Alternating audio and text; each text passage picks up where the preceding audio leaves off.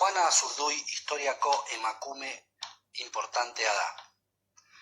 Juana Alto Perun jaio da. Bere herria inbadituta zegoen. Inbasoreak oso gaiztoak dira.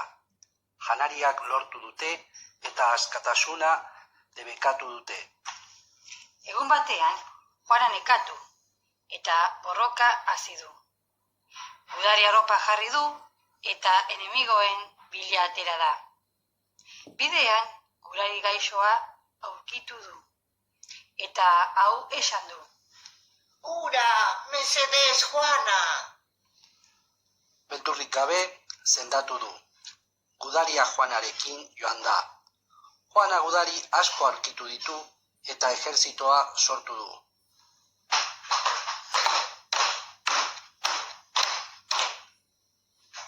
Denok berrokara joan dira. Juana alentatzen zen. Aupa, gudaria! Indarra! Eman aurre! Ez dago eldurrik! Valentia eta herriko maitasunarekin irabazi du. Orduan, Argentinako independentzia lortu du. Gora Juana Azurduy! Neska gudaria! Lehenengoa! Juana Azurduy